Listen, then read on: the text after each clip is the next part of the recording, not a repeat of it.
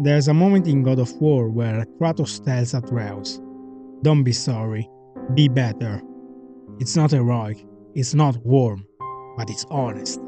And somehow that single line carries more weight than 1,000 "I love you." Because parents or the people who raise us don't just teach us how to live, they decide what kind of people we think we're allowed to become. In video game and anime, parents are often dead, absent or broken, and yet they shape everything. Today, I want to talk about the impact of parents and father figures not as saints, but as flawed human forces. Through 4 characters actually: Kratos, Joel, Askeladd, and Regin Arataka. 4 widely different men, 4 different ways of loving, failing, and shaping a child. Kratos is the kind of father who scares you, not because he's violent, but because he doesn't know how to love without hurting. Kratos grew up abused by the gods, used, betrayed, turned into a weapon. So when he becomes a father, he has no blueprint. All he knows is discipline, survival, and control. Atreus isn't raised with affection, he is raised with expectation. Kratos believes love's preparation for pain. And here's the key: Kratos isn't trying to be a good father, he's trying to be a less destructive one.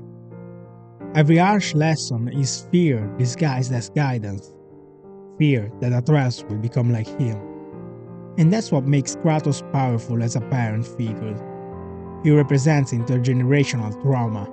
He doesn't heal by words, he heals by choosing differently, moment by moment.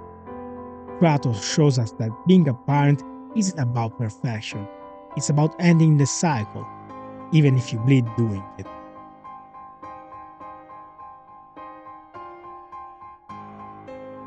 Joel loves Ellie, that's not debatable. But the way he loves her is dangerous. Joel doesn't raise Ellie to survive the world, he reshapes the world so he doesn't lose her. After losing his daughter, Joel's love becomes fear-driven. Ellie isn't just a child, she's a second chance. And when the world asks Joel to let her go, he chooses himself over humanity. Here's what makes Joel terrifying as a parent figure. He teaches Ellie that love means never letting go, that safety comes from isolation, that the world is something to be shut out. Joel's impact isn't heroic, but it's deeply human. He gives Ellie protection, but at the cost of her autonomy. Joel shows the dark side of parental love, where love becomes ownership and care becomes control. Now let's talk about Askeladd. Askeladd is not Thorfinn's father, and yet he might be the most influential parent figure on this list. Askeladd kills Thorfinn's real father, and then raises him through violence, humiliation, and war. He feeds Thorfinn one lesson over and over: the world is cruel, strength is all that matters. Askeladd doesn't nurture, he corrupts. But here's the twist: Askeladd knows he's poisoning Thorfinn, and he sees himself as a necessary evil, a filter, a test. Askeladd's influence creates a child driven by revenge, a boy whose entire identity is hatred. And when Askeladd dies, Thorfinn collapses. Because when your entire self is shaped by one figure, even a cruel one, losing them means losing who you are. Askeladd represents the toxic mentor, the adult who shapes you through pain, that leaves you with nothing but the scars. His impact isn't love, it's definition.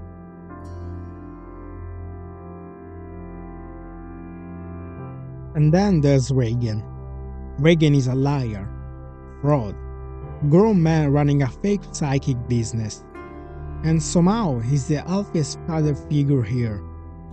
Regin doesn't raise Mob through fear or control, he raises him through normalcy.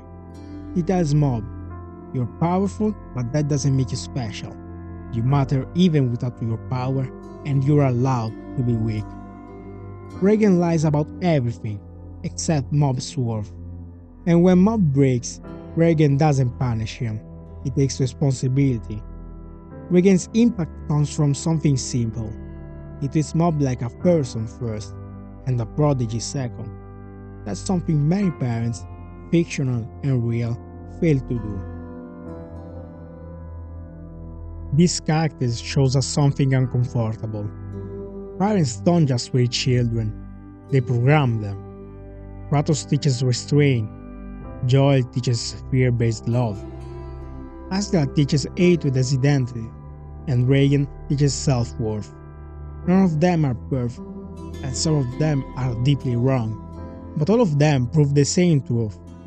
The most powerful thing a parent can give a child isn't protection, it's a worldview. And once that worldview is set, the child spends the rest of their life either living inside it or trying to escape it. Maybe that's why these stories hit so hard, because sooner or later, we all have to ask ourselves, what did they teach me? And what do I choose to carry forward? If you've come to the end of the video, then thanks for watching, and if you've enjoyed it, then consider subscribing, leaving a like and a comment. See you on the next one.